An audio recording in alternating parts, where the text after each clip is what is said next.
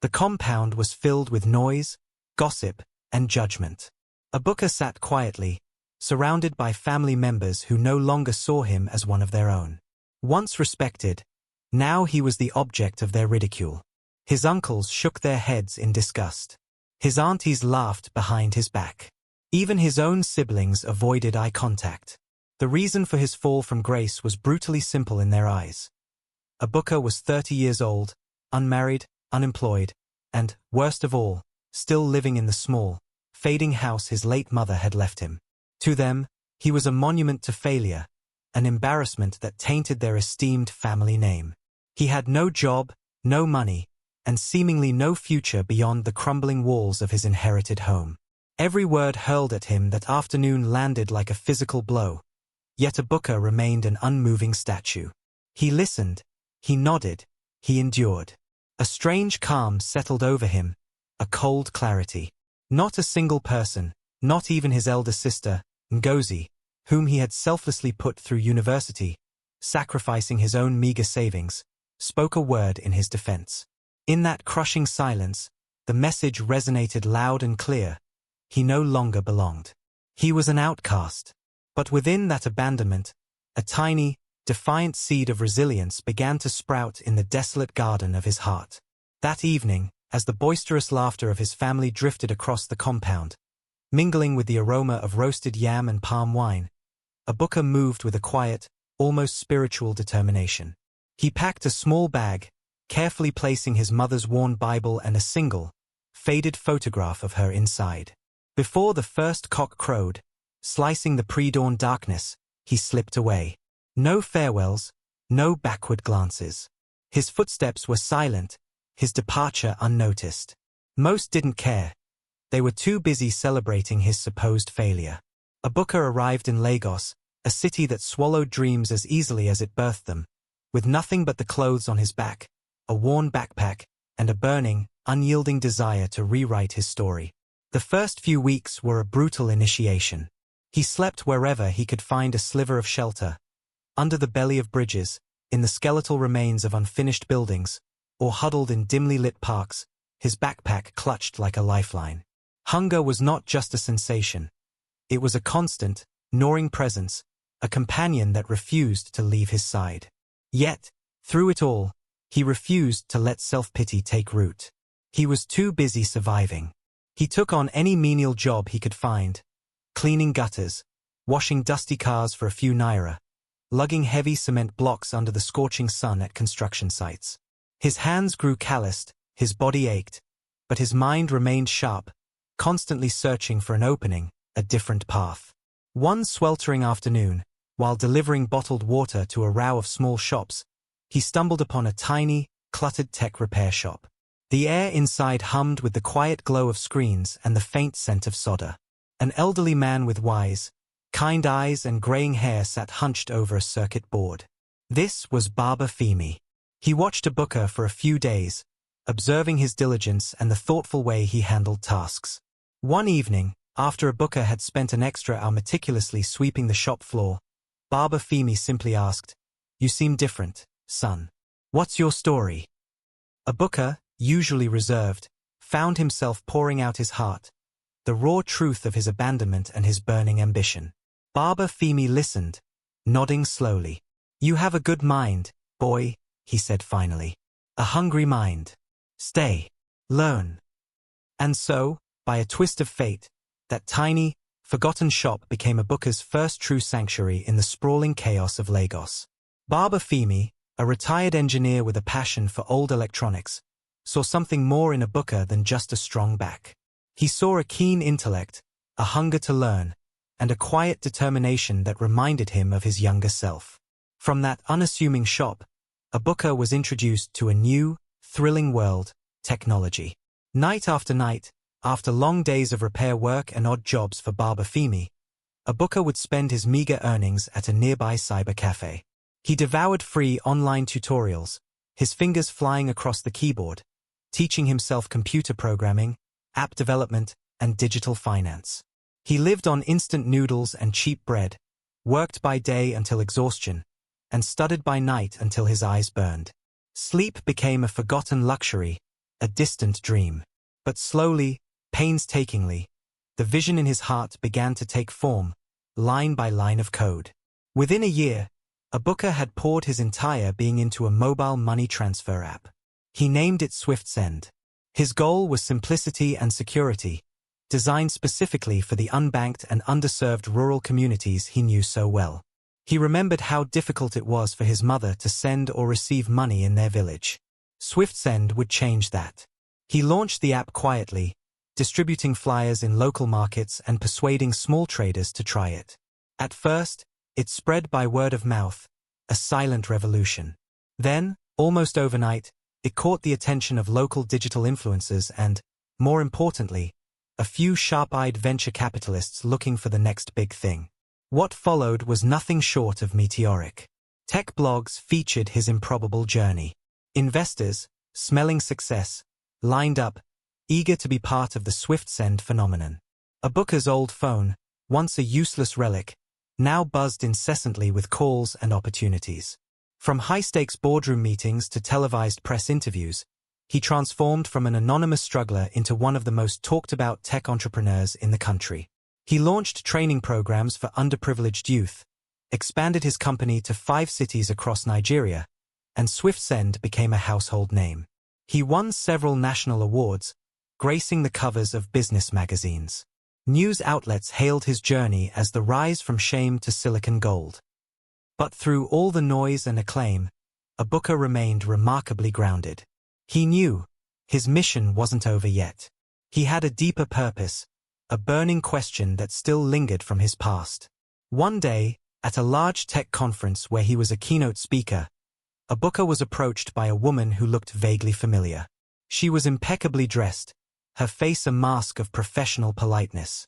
As she extended her hand, her eyes widened in recognition. "Abuka, is that really you?" It was Ngozi, his elder sister. She was now a high-ranking executive at a multinational firm, the very one he had sacrificed for. Her face paled as the full weight of his transformation hit her. I can't believe it," she stammered, clearly shaken. Abuka simply offered a polite, distant nod. The seed of resilience had grown into a mighty oak.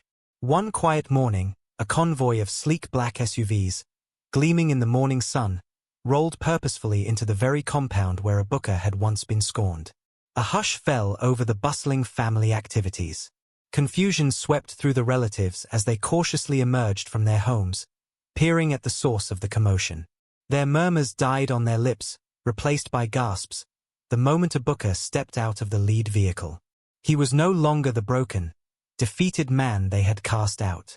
He stood tall, impeccably dressed, radiating confidence and an almost intimidating presence. He was transformed. Shock and disbelief washed over their faces, quickly followed by a tide of recognition. Whispers turned to audible gasps as the reality of who he had become sank in. The jobless disgrace, the family embarrassment, had returned as a national icon, a tech titan whose name was on everyone's lips. But Abuka hadn't come for their praise, nor for their fawning apologies. He had come, not for retribution, but with a profound, unsettling truth. What followed was even more shocking than his spectacular success. Abuka calmly addressed the assembled family, his voice steady and clear, cutting through the stunned silence. He revealed that before her untimely death, his late mother, a woman of quiet strength and foresight, had indeed written a will. In it, she had clearly stipulated that the sprawling family land, including the ancestral home and the surrounding farmlands, were to be his sole inheritance. It was her legacy, her belief in his potential. He paused, letting this sink in. Then, he dropped the bombshell. That original will had mysteriously vanished days after her passing. In its place, a forged version had surfaced, one that cunningly disinherited him and redistributed the land amongst several key family members. For years, these family members, among them, his uncles and aunties who had been the loudest in their condemnation, had secretly benefited from this deceit, selling off choice portions of the land and pocketing the proceeds, living comfortably off his stolen birthright. Abuka explained, in painstaking detail, how he had spent months, using his new resources and a team of forensic experts, to meticulously uncover the original will. He had verified its authenticity with the family lawyer, who had been silenced through intimidation. Even more astonishingly, he had, through a labyrinthine series of transactions under a private company name, quietly repurchased every single parcel of the stolen land. He hadn't just gotten the will back, he had reclaimed the land itself. As the full weight of this revelation settled over the compound, a chilling panic swept through the guilty parties.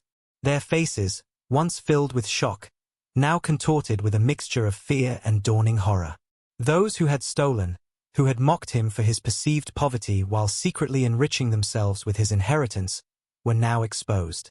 The compound, which had vibrated with their judgment just years ago, fell into a profound, suffocating silence, broken only by the occasional choked sob. In their shame, some family members wept openly, crumbling to their knees, their pleas for forgiveness desperate and hollow.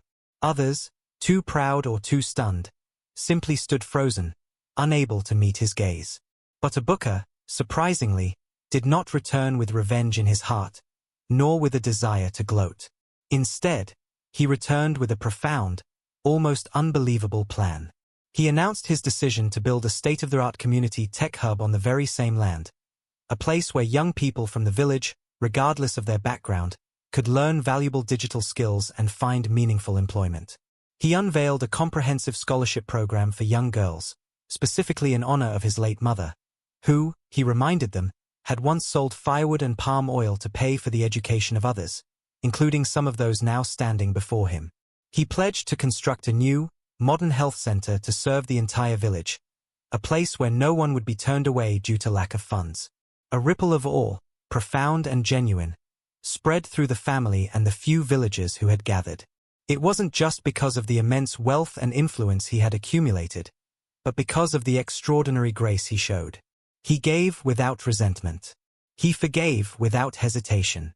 And for the first time, the same people who had once shunned him, who had left him for dead, now looked up to him with a deep, undeniable, and genuine respect. Even Ngozi, his sister, stepped forward, her eyes brimming with tears, not of shame, but of a profound regret and newfound admiration. I was wrong, Ibuka, she whispered, her voice cracking. So wrong. Ibuka simply nodded, a flicker of something akin to understanding in his eyes. Days later, as the news of Ibuka's generosity and his transformation spread like wildfire, a lone figure arrived at the tech hub construction site. He was an older man, his face etched with worry lines, his clothes simple but clean. He introduced himself as Elder Obinna, a distant relative from a neighboring village.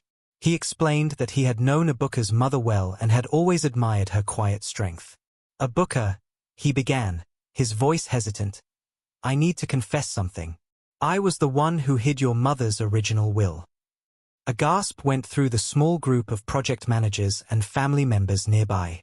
Your uncle Jide, he continued, pointing a trembling finger at one of the now exposed culprits. He threatened my family. He promised us a portion of the land if I helped him. He paid me a small sum, and I was weak. I swapped the wills. But he never paid the rest. He just laughed at me. The revelation sent another shockwave. It added a layer of malicious deceit that went beyond just greed. Ibuka looked at Elder Obinna, then at Uncle Jide, whose face had gone ashen. Why are you telling me this now? Ibuka asked, his voice calm but firm. Because, Elder Obinna choked out, tears streaming down his face.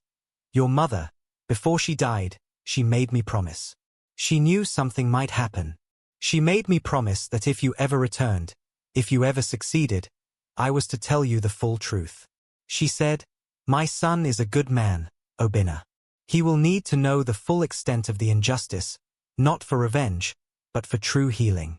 And he will need to forgive, not just others, but himself, for carrying the burden of their judgment.